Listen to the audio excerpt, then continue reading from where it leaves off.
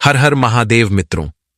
जब इंसान अपने कर्मों पर घमंड करता है तब भाग्य उसका खेल शुरू करता है। जिसने दूसरों का दर्द नहीं समझा उसके जीवन में ऐसा समय आता है कि उसे अपने ही कर्मों का फल भुगतना पड़ता है। कभी कभी हम सोचते हैं कि हमारे किए हुए कर्मों को कोई नहीं देखता, लेकिन ऊपर वाला सब देखता है। और जब वो हिसाब मांगता है तो ताज भी गिर जाता है और राज भी। कहते हैं ना, इंसान चाहे कितना भी शक्तिशाली क्यों ना हो, उसके कर्मों का हिसाब एक दिन जरूर होता है। और जब ईश्वर न्याय करता है तो देर भले हो पर अंधेर कभी नहीं। ये कहानी उसी राजा की है जिसने अपने ही कर्मों से अपना सब कुछ खो दिया। मित्रों, एक बार भगवान शिव और माता पार्वती कैलाश में विराजमान थे। तभी माता पार्वती ने भगवान शिव से पूछा, हे प्रभु, मनुष्य के कर्म कब लौट कर आते हैं? अहंकारी और घमंडी व्यक्ति के बुरे कर्मों का घड़ा कब भरता है? फिर भगवान शिव मुस्कुराए और बोले, हे देवी, आज आपने संपूर्ण जगत के कल्याण के लिए बहुत ही महत्वपूर्ण प्रश्न किया है। हे देवी, आज मैं आपको आपके इस प्रश्न का उत्तर एक कथा के माध्यम से दूंगा। आप इस कथा को ध्यानपूर्वक पूरा सुनना। मित्रों, कथा शुरू करने से पहले मेरा आप सभी से अनुरोध है कि एक बार सच्ची श्रद्धा से कमेंट में हर हर महादेव अवश्य लिखें।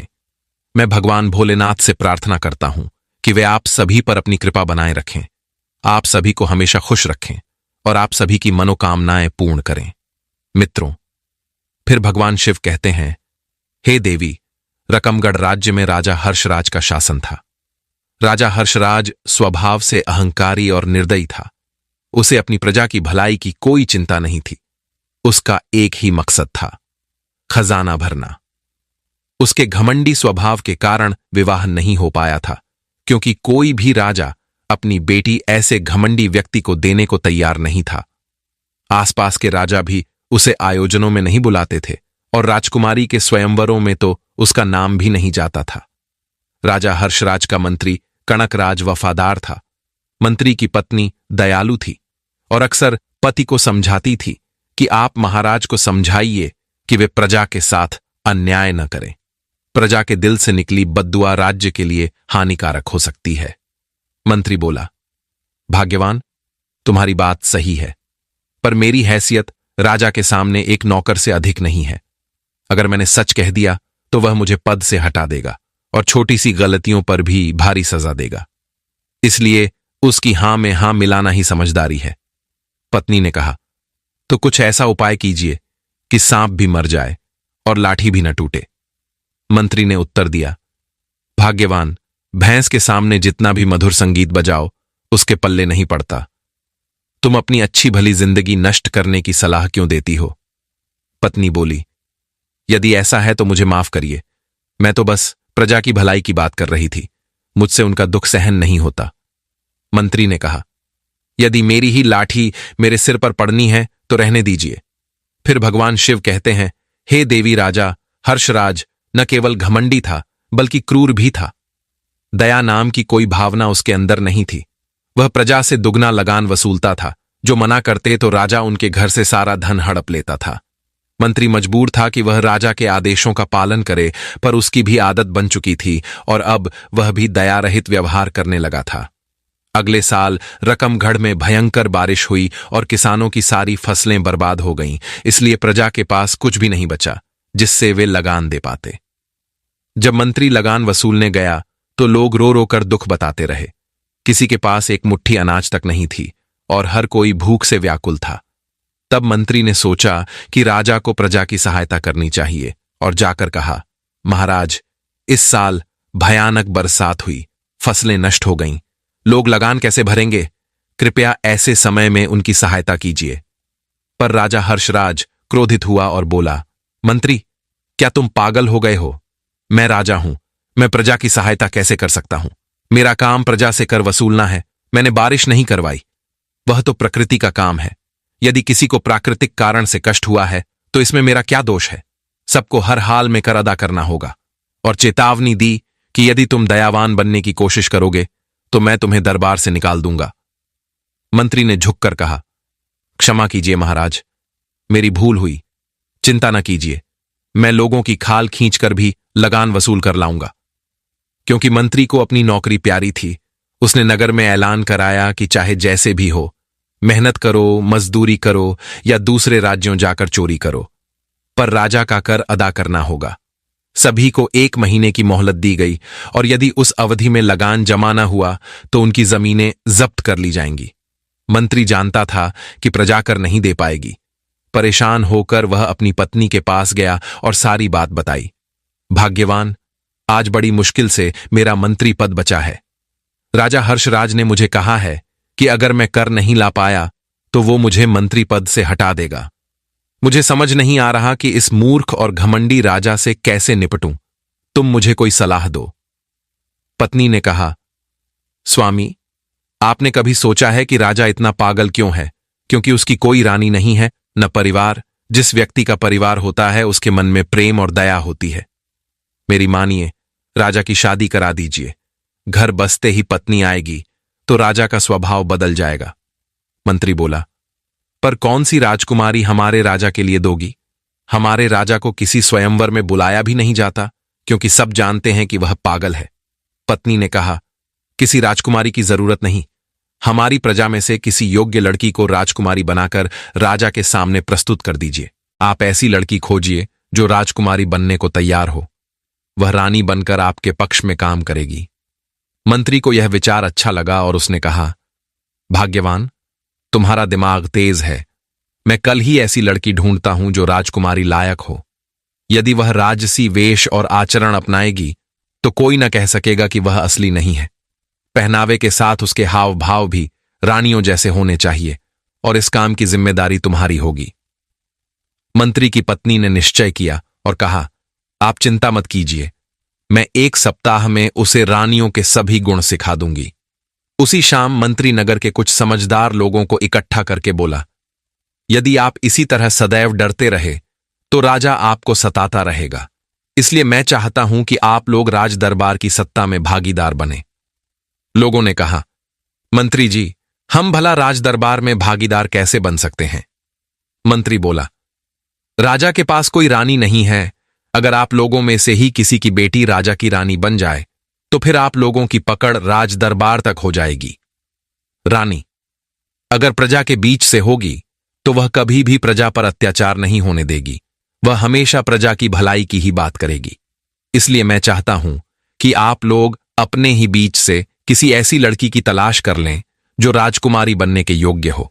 रही बात उस लड़की को राजकुमारी जैसा बनाने की, तो वह काम आप लोग मेरी पत्नी पर छोड़ दीजिए। आपके पास 3 दिन हैं। इन 3 दिनों में आप किसी राजकुमारी जैसी दिखने वाली लड़की को मेरे सामने लेकर आइए। राजकुमारी बनने के लिए कई लड़कियां तैयार हो गईं। मंत्री ने उनमें से एक लड़की को चुन लिया और उसे अपने साथ घर ले गया। मंत्री की पत्नी ने उस लड़की को पहले तो राजकुमारी जैसे वस्त्र पहनाए, फिर उसे राजकुमारी जैसा रहन सहन और खाने पीने के तौर तरीके सिखाए, फिर उसे राजकुमारी की तरह बात करने का तरीका समझाया। इस पूरी प्रक्रिया में 10 दिन लग गए। उस लड़की का नाम कमला था, लेकिन मंत्री ने उसका नाम बदलकर राजकुमारी देविका रख दिया। अब वह राजा के दरबार में जाने के लिए पूरी तरह तैयार थी। तब मंत्री ने उसे समझाया, राजा के सामने मैं कहूंगा कि तुम मुझे जंगल में मिली हो, लेकिन राज दरबार में किसी के भी सामने मेरे बारे में जिक्र मत करना। जब राजा तुमसे तुम्हारा परिचय पूछे तो अपना नाम राजकुमारी देविका बताना, भूलकर भी अपना असली नाम कमला मत बताना। यदि राजा पूछे कि तुम किस राज्य की राजकुमारी हो तो कहना कि तुम 7 समंदर पार के राज्य की राजकुमारी देविका हूं। अगर राजा यह पूछे कि तुम इतनी दूर से यहां कैसे आ गईं, तो बताना कि तुम्हारे पिता के पास तेज गति से चलने वाले कई समुद्री जहाज हैं। तुमने उनमें से एक जहाज पर बैठकर समुद्र की सैर करने का फैसला किया था, लेकिन जहाज दुर्घटनाग्रस्त हो गया और तुम बहकर इस राज्य में पहुंच गईं। राजा से कहना कि वह तुम्हें या तो तुम्हारे पिता के पास पहुंचा दे या फिर तुमसे विवाह कर ले। बाकी का काम मैं खुद संभाल लूंगा। मंत्री राजकुमारी को लेकर राजा के दरबार में आ गया। मंत्री की पत्नी ने उस लड़की को बिल्कुल राजकुमारियों की तरह सजाया था। जैसे ही राजा की नजर उस पर पड़ी, उसकी आंखों में चमक आ गई। राजा ने आज तक इतनी सुंदर राजकुमारी नहीं देखी थी। उसने मंत्री से पूछा, मंत्री जी, यह राजकुमारी कौन है और आपके साथ कैसे आई? मंत्री ने उत्तर दिया, महाराज, यह लड़की एक राजकुमारी है। यह मुझे हमारे राज्य के पश्चिमी दिशा के जंगलों में मिली। यह अकेली और बहुत ही परेशान थी, इसलिए मैं इसे दरबार में आपके पास लेकर आया हूं ताकि आप इसकी कुछ सहायता कर सकें। राजा ने पूछा, यह किस राज्य की राजकुमारी है और इसके पिता कौन हैं? अब राजकुमारी बनी लड़की ने कहा, महाराज, मेरा नाम राजकुमारी देविका है। मैं 7 समंदर पार के राज्य की राजकुमारी हूं। इसके बाद राजकुमारी ने वही सब बातें कहीं जो योजना के अनुसार मंत्री ने उसे समझाई थीं। उसकी सारी बातें सुनकर राजा ने कहा, बताइए राजकुमारी जी, मैं आपकी क्या सहायता कर सकता हूं? राजकुमारी ने उत्तर दिया, महाराज, आप या तो मुझे मेरे माता पिता के पास भिजवा दीजिए या फिर मुझसे विवाह कर लीजिए। राजा ने मंत्री की ओर देखा और कहा, मंत्री जी, आप बताइए कि हम इस राजकुमारी की सहायता किस प्रकार कर सकते हैं? मंत्री बोला, महाराज, इस राजकुमारी को इसके राज्य तक पहुंचाना तो संभव नहीं है, इसलिए सबसे अच्छा उपाय यही है कि आप इस राजकुमारी से विवाह कर लें। यह सूरत और सीरत दोनों में ही अत्यंत गुणवान है, और फिर हमारे महल में भी रानी नहीं है। रानी के बिना यह महल सूना पड़ा है। राजा ने कहा, मंत्री जी, तुम्हारा विचार बहुत अच्छा है।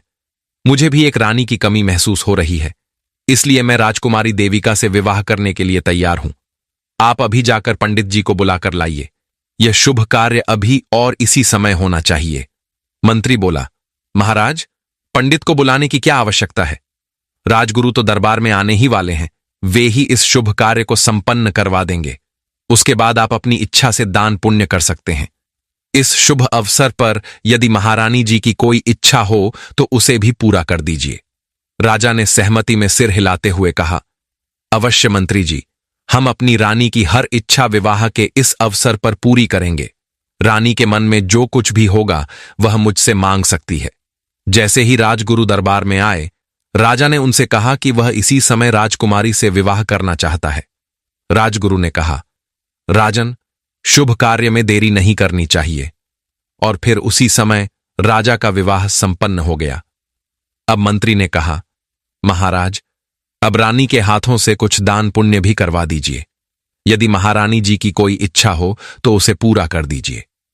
राजा ने सहमति में सिर हिलाते हुए कहा, हां हां, क्यों नहीं। यदि हमारी रानी की कोई इच्छा है तो मैं उसे पूरा करने के लिए बिल्कुल तैयार हूं।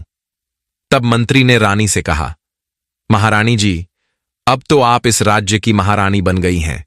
यदि आपके मन में कोई इच्छा है तो आप महाराज से मांग सकती हैं।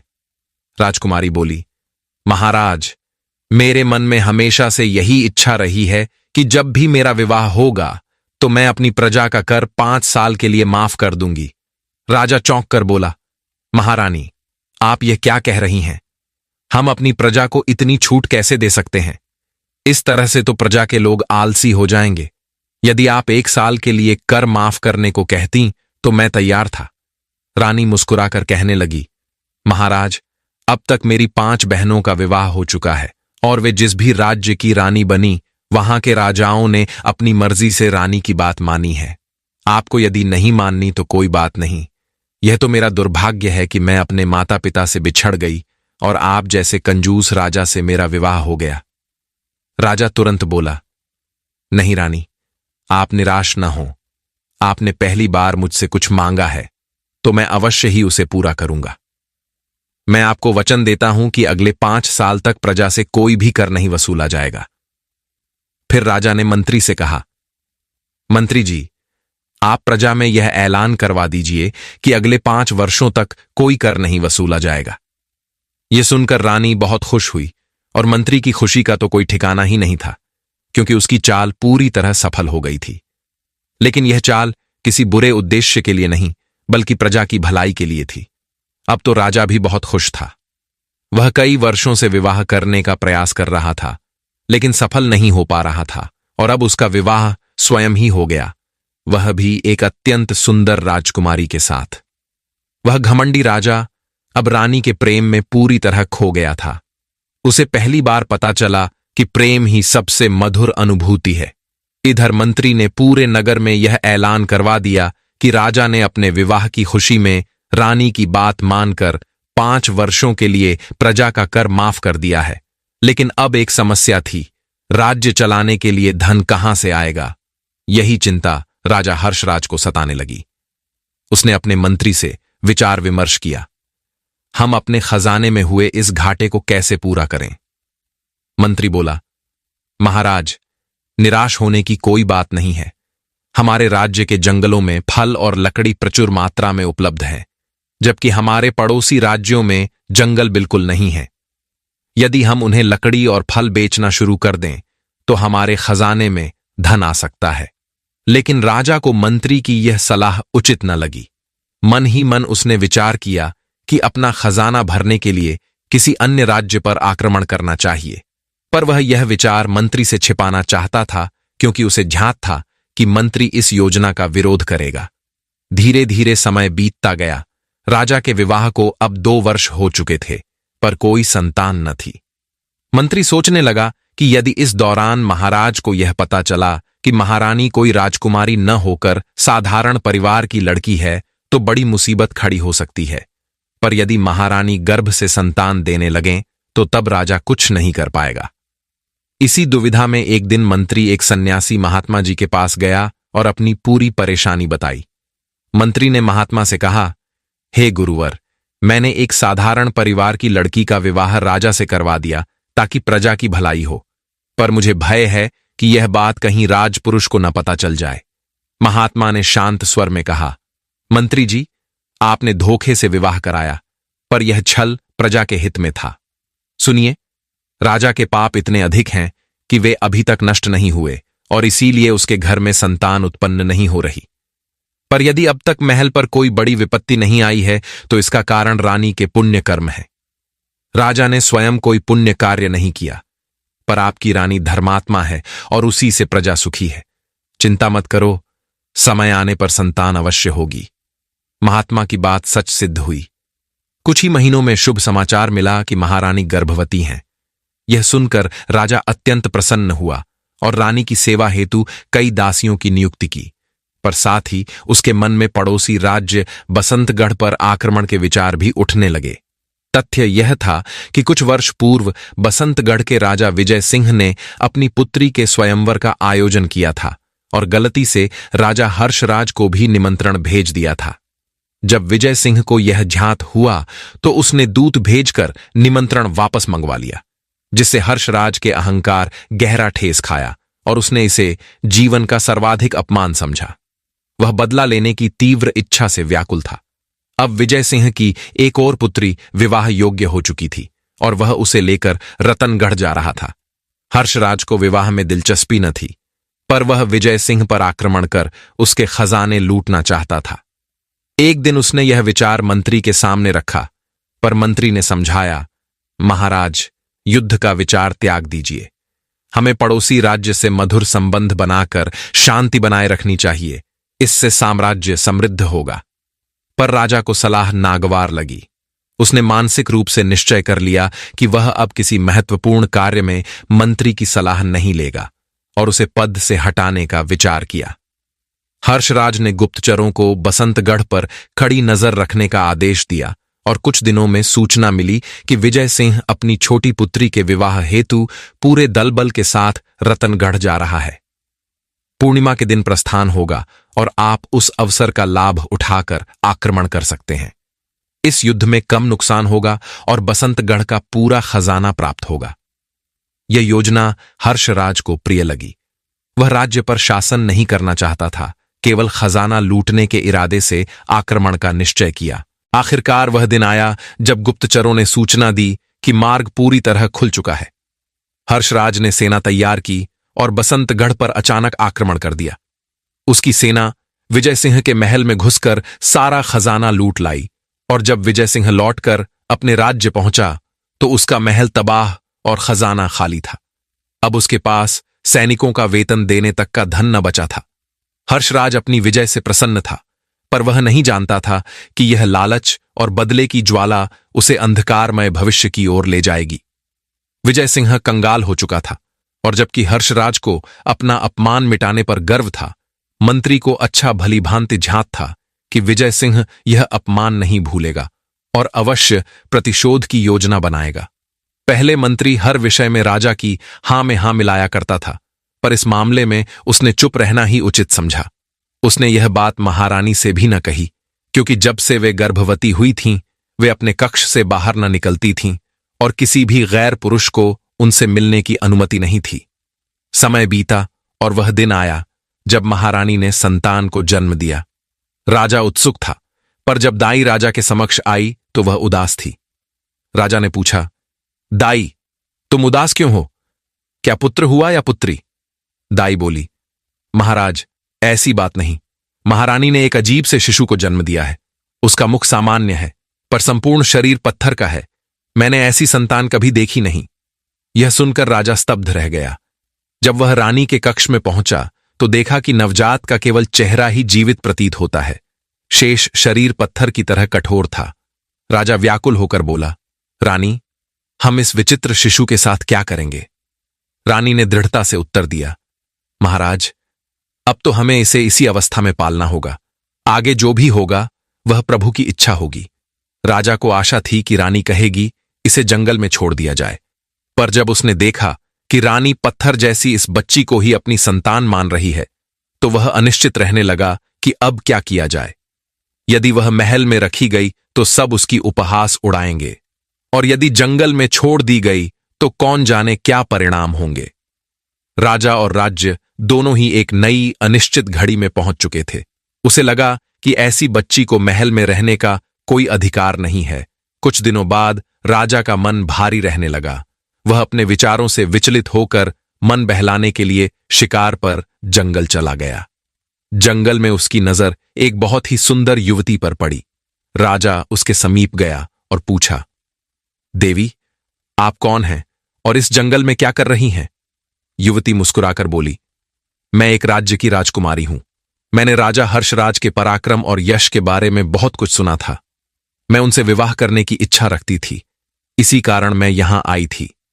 लेकिन यहां आकर मुझे पता चला कि राजा का विवाह पहले ही हो चुका है, और वह भी एक गरीब किसान की बेटी से। राजा चौंक गया। उसने तुरंत विरोध करते हुए कहा, देवी, आपकी यह बात असत्य है। मेरी रानी एक राजकुमारी है। युवती ने हंसते हुए उत्तर दिया, महाराज, यह सच नहीं है। आपकी पत्नी वास्तव में एक गरीब किसान रामदीन की बेटी है। यदि आपको यकीन ना हो तो आप स्वयं जाकर इसकी पुष्टि कर सकते हैं। यदि मेरी बात झूठ निकली तो आप मुझे फांसी पर चढ़वा दीजिए, लेकिन यदि यह सच निकला तो बताइए आप क्या करेंगे? राजा ने आवेश में कहा, अगर यह सच निकला तो मैं उसे महल से निकाल दूंगा और तुम्हें अपनी रानी बना लूंगा। युवती ने आगे कहा, महाराज, अब यह भी जान लीजिए कि आपकी रानी का असली नाम राजकुमारी नहीं बल्कि कमला है। उसकी एक और बहन भी है जो बिल्कुल उसकी तरह दिखती है। राजा को इस बात पर संदेह हुआ। वह युवती को अपने साथ लेकर किसान रामदीन के घर जा पहुंचा। जब उसने वहां देखा तो उसे बिल्कुल अपनी रानी जैसी दिखने वाली एक लड़की नजर आई। राजा को क्षण भर के लिए यही लगा कि यह उसकी रानी ही है। किसान रामदीन ने जब अपने घर पर राजा को देखा तो डर के मारे कांपने लगा। राजा ने किसान को फटकारते हुए पूछा, तुम्हारी दूसरी बेटी कमला कहां है? किसान डर गया और उसने सच्चाई छिपाने की कोशिश नहीं की। उसने हाथ जोड़कर कहा, महाराज, मेरी बेटी कमला ही आपकी रानी है, लेकिन इसमें मेरी कोई गलती नहीं है। सारी योजना तो आपके मंत्री जी ने बनाई थी, वही मेरी बेटी को अपने साथ ले गए थे। अब राजा को पूरी सच्चाई मालूम हो चुकी थी।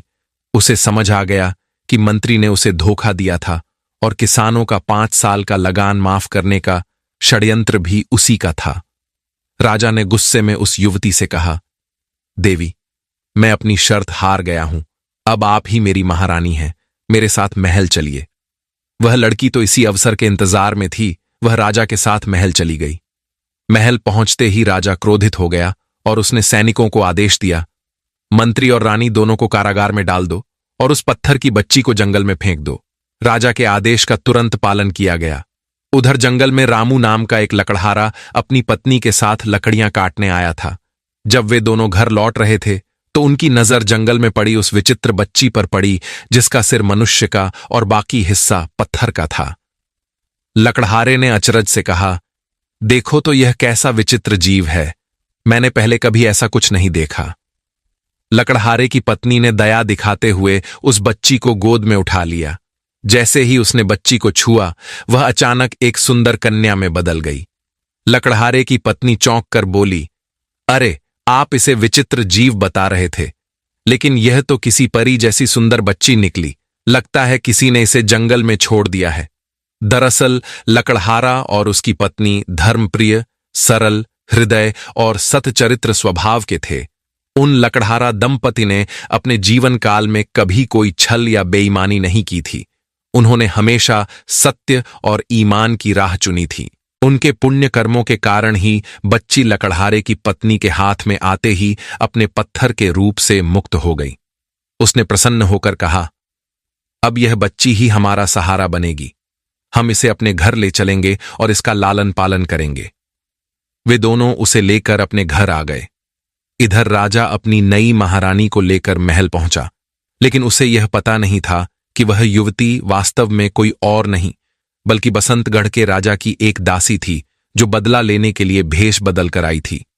महल में पहुंचते ही राजा ने घोषणा की, आज से यह हमारी नई महारानी है। इनके हर आदेश का पालन किया जाए। महल के सभी दास दासियों ने नई महारानी का स्वागत किया। कुछ दिनों बाद नई महारानी ने राजा के भोजन में बेहोशी की दवा मिला दी। राजा कई घंटों तक अचेत रहा। इस बीच नई महारानी ने अपने कुछ विश्वास पात्र सैनिकों को बुलाया और राजा का सारा खजाना उठवाकर बसंतगढ़ ले गई। क्योंकि राजा का आदेश था कि रानी के हर आदेश का पालन किया जाए, इसलिए किसी ने भी उसका विरोध नहीं किया। कुछ घंटों बाद जब राजा को होश आया तो उसने अपना खजाना खाली पाया। क्रोधित होकर उसने महल के पहरेदारों और सेवकों से पूछा, यह सब कैसे हुआ? उन्होंने उत्तर दिया, महाराज, आपकी नई रानी सारा खजाना लेकर चली गई। आपने ही आदेश दिया था कि उनके हर आदेश का पालन किया जाए, इसलिए किसी ने उन्हें रोकने की हिम्मत नहीं की। अब राजा अपना सिर पीटने लगा। वह पछतावे से भर गया और तुरंत अपने राजगुरु के पास पहुंचा। राजगुरु ने राजा की पूरी बात ध्यान से सुनी और गंभीर स्वर में कहा, राजन, यह सब तुम्हारे ही पापों का परिणाम है जो अब तुम्हें भोगना पड़ रहा है। तुम्हारी पहली पत्नी और मंत्री तो तुम्हारी भलाई चाहते थे, लेकिन तुमने उनकी एक ना सुनी। अब यही तुम्हारे कर्मों का फल है। राजगुरु ने आगे कहा, अब मेरी बात ध्यान से सुनो। तुम तुरंत अपने मंत्री और रानी को कारागार से मुक्त करवा दो, और वह बच्ची जिसे तुमने पत्थर समझकर जंगल में फेंकवा दिया था, वह अब रामू नाम के एक लकड़हारे के पास है। लकड़हारे की पत्नी अत्यंत धर्मात्मा थी, इसीलिए उसके स्पर्श से वह बच्ची एक सामान्य बालिका में बदल गई है। अब तुम्हें जाकर अपनी नन्ही राजकुमारी को महल में वापस लाना चाहिए। साथ ही अपनी रानी और मंत्री से क्षमा मांग लो, यही तुम्हारे लिए उचित होगा। राजगुरु की बात मानकर राजा हर्षराज उसी समय लकड़हारे के घर गया। जब उसने अपनी नन्ही सी बच्ची को देखा तो राजा ग्लानि से भर गया और फूट फूट कर रोने लगा। उसे अपनी करनी पर बहुत पछतावा हो रहा था। फिर राजा अपनी नन्ही परी जैसी बेटी को वापस ले आया। आभार स्वरूप राजा ने लकड़हारे को अपना सोने का हार भेंट कर दिया। इसके बाद राजा ने अपने मंत्री और रानी को कारागार से रिहा कर दिया और उनके सामने सिर झुकाकर क्षमा मांगी। राजा का हृदय परिवर्तन पूरी तरह हो चुका था। अब उसे अपनी रानी या मंत्री से कोई शिकायत नहीं थी। फिर राजा ने अपनी नन्ही राजकुमारी को रानी को सौंप दिया और अपनी प्रजा के लिए एक महत्वपूर्ण घोषणा की, जब तक मेरी रानी नहीं कहेगी, तब तक प्रजा के किसी भी व्यक्ति से कर लगान नहीं वसूला जाएगा। इसके बाद राजा ने अपनी रानी और मंत्री की सलाह से कई वर्षों तक अपने राज्य पर न्याय और नीतियों के साथ शासन किया। प्रजा के लोग स्वयं अपनी खुशी से राज्य दरबार में धन और फसल का कुछ हिस्सा भेंट किया करते थे, जिससे राज्य का संचालन बहुत सुचारू रूप से चल रहा था। इस तरह राजा हर्षराज अपनी रानी के साथ सुखपूर्वक जीवन व्यतीत करने लगे और साथ ही प्रजा के लोग भी अब सुख और शांति से रहने लगे। फिर भगवान शिव कहते हैं, हे देवी,